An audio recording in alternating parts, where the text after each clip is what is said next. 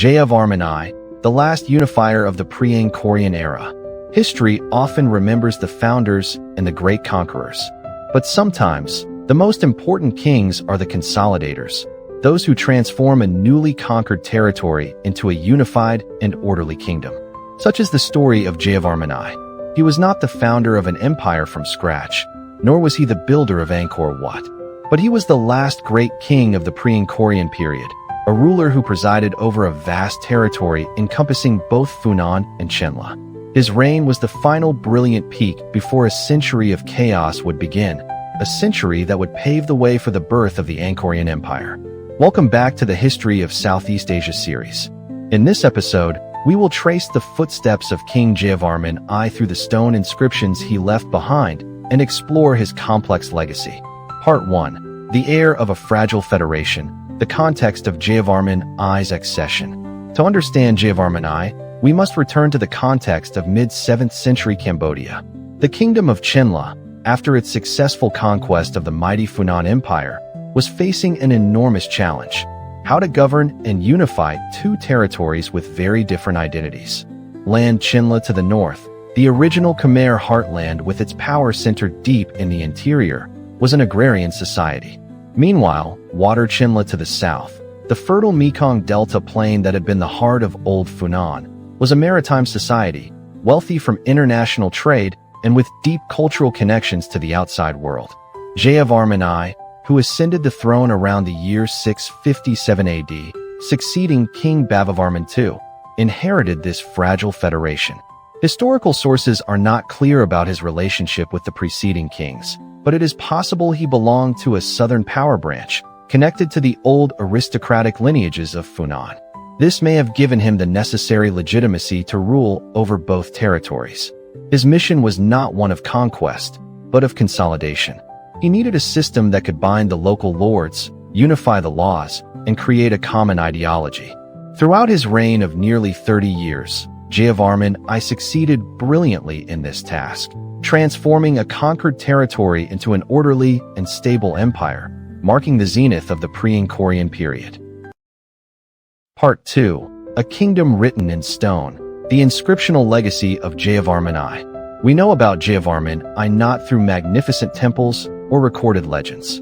We know about him almost entirely through an invaluable historical source: the sandstone inscriptions that he himself commissioned.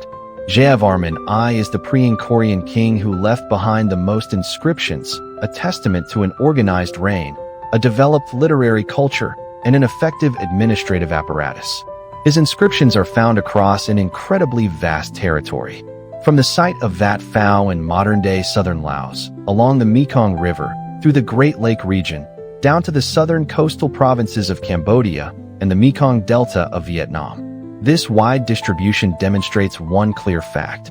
In the second half of the 7th century, Jayavarman I truly controlled a unified and extensive kingdom, perhaps even larger than the Funan Empire at its peak. The content of these inscriptions, written in both formal Sanskrit and Old Khmer, gives us a deep insight into his rule. They are not grand proclamations, but primarily administrative and religious documents. The cult of Shiva. Most inscriptions record the king or his high officials donating land, slaves, cattle, gold, or precious items to temples dedicated to the god Shiva in the form of lingas. This shows that Shaivism remained the principal religion of the court, the foundation of the god king's power. Administrative organization. The inscriptions reveal the existence of a hierarchical bureaucracy with clear titles and responsibilities. They record the king's orders being transmitted to local officials, indicating an administrative machine capable of functioning over a large territory. Economic development.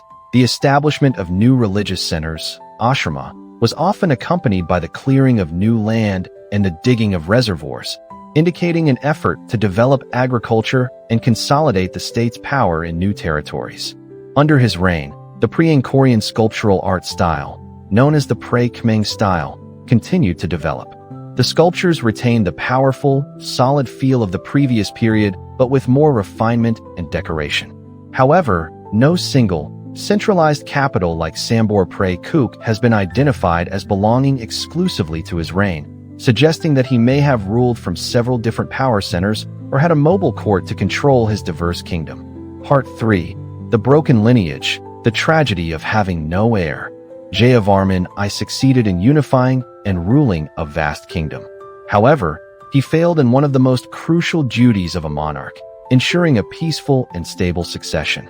The greatest tragedy of his reign, and the direct cause of the collapse of the unified state, was the fact that he had no son to succeed him. In monarchical societies, especially those that had adopted the patrilineal model from India, having a male heir was a prerequisite for stability. A king without a son would create a dangerous power vacuum upon his death. The inscriptions of Jayavarman I mention a daughter, Queen Jayadevi. She appears to have attempted to succeed him, or at least to hold power in a part of the kingdom after his death. One of her own inscriptions, found at Khmer, tragically recounts a time of misfortune and chaos in the kingdom, a period in which she faced many difficulties. The absence of a direct male heir, one who possessed enough authority and legitimacy to be recognized by all factions, opened the door to power struggles. Generals, members of collateral royal branches, and local lords who had submitted to the personal authority of Jayavarman I now all saw an opportunity to seize the throne or declare independence for their own lands. The fragile thread of unity, which had been maintained by the talent of a single king, was severed. Part 4. The Aftermath, the Division of Chenla and the Legacy of Jayavarman I. The death of King Jayavarman I around the year 681 AD immediately plunged the kingdom into civil war and disintegration. The unified kingdom he had painstakingly built shattered into two large pieces, just as the Chinese historical records noted. Water Chenla. This was the fertile and wealthy delta region to the south, the former territory of Funan.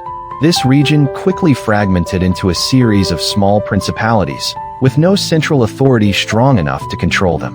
Records suggest this region maintained its maritime trade links, but was politically extremely unstable. Land Chenla. This was the original Khmer heartland to the north, around the Middle Mekong. This region maintained a certain degree of unity, but had lost the wealth and influence of the southern delta. The period following the death of Jayavarman I was a dark age of over a century in Cambodian history. Division and chaos reigned. Water Chenla, according to some sources, may have even fallen under the domination of the Salindra kings from Java. So what is the legacy of Jayavarman I? It is a complex and paradoxical one. As an achievement, he was a great ruler, an outstanding unifier of the Pre-Angkorian period. His reign represented the peak of the Chenla civilization, a time of order, law, and artistic development. He proved that it was possible to unite and effectively rule both the old Khmer and Funanese territories. As a failure, his failure to secure a successor inadvertently led to the collapse of the very kingdom he had consolidated. The unity he created seemed to depend too much on his personal authority. But it was out of the chaos of the century that followed his death that an urgent need for unity arose. And it was from this context that a new hero, Jayavarman II, emerged at the beginning of the 9th century. He did exactly what the earlier Chenla kings had done, reunified the divided lands. But this time, he did it on a grander scale and with an even greater ideology, giving birth to the immortal Angkor Empire. Jayavarman I, therefore, can be seen as the last brilliant king of the dawn, a man who created a final peak before a temporary darkness fell, so that an even more glorious sunrise could begin. History has so many more stories to tell. To make sure you don't miss a single one, take action now. Like the video, subscribe to the channel, and ring the bell. Join us as we uncover the hidden corners of the past. See you next time.